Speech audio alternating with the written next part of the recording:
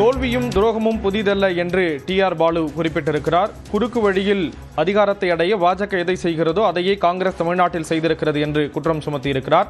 விவரங்களை செய்தியாளர் கோகுல் வழங்க கேட்கலாம். கோகுல், விவரங்களை பகிர்ந்துக்கலாம். காங்கிரஸ் கட்சி சார்பில் வெளியாயிருக்கும் அறிக்கை சில காலம் மறைந்திருந்த அவர்கள் குணத்தை வெளிக்காட்டியிருப்பதாகவும், எப்போதெல்லாம் காங்கிரஸ் கட்சி இக்கட்டான சூழலும் நெருக்கடியும் உண்டானதோ அப்போதெல்லாம் உற்ற தோழனாக திமுக இருந்திருப்பதாகவும் திமுக பொருளாளர் தெரிவித்திருக்கார். தொடர்ந்து மதசார்பற்ற முற்போக்கு கூட்டணியில் பெரும்பான்மை இடங்களை பெற்று தேர்தலை சந்தித்து கூட்டணி கட்சி தொண்டர்களின் உழைப்பால் 5 உறுப்பினர்களை பணயம் வைத்து கயமையுடன் மாற்று அணிக்கு சென்றுள்ளார்கள் என்றும் அவர் விமர்சனம் செய்துள்ளார். குறுக்கு வழியில் அதிகாரத்தை அடைய பாஜக பல மாநிலங்களில் எதை செய்கிறதோ அதையே காங்கிரஸ் கட்சி தமிழ்நாட்டில் செய்திருக்கிறது என்றும், காங்கிரஸ் கட்சி யாரை வேண்டுமானாலும் ஆதரிக்கட்டும், அது அவர்களது விருப்புரிமை என்றும், ஆனால் யாருக்கு ஆதரவளித்தாலும் வாக்களித்த மக்களுக்கு உண்மையாக இருப்பதே அரசியல் அறமாக இருக்கும் என்றும் அவர் குறிப்பிட்டிருக்கார்.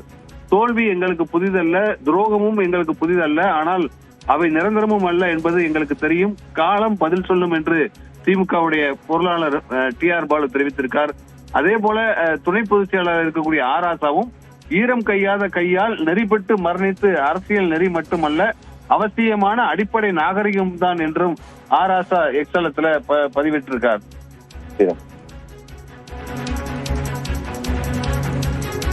திமுக கூட்டணி கிட்டத்தட்ட 11 ஆண்டுகளுக்கு பிறகு திமுக காங்கிரஸ் கூட்டணி அப்படிங்கிறது உடைந்திருக்கக்கூடிய நிலையில பல்வேறு கருத்துக்கள் வெளிவரதை பார்க்கிறோம். ஆராசா தெரிவித்த கருத்துக்களை மீண்டும் ஒரு முறை பகிரலாம் கோகுல்.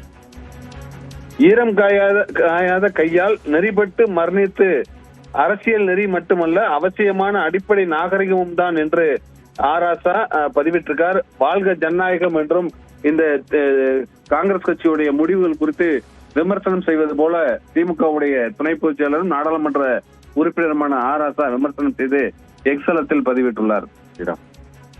கூட்டணி காங்கிரஸை கண்டித்திருக்கிறார் ஆராசா. ஈரம் காயாத கையால் நெறிபட்டு மரணித்தது அரசியல் நெறி மட்டுமல்ல அடிப்படை நாகரிகம் தான் என்று கூறியிருக்கிறார். விவரங்களை வழங்கியதற்கு நன்றி கோகுல்.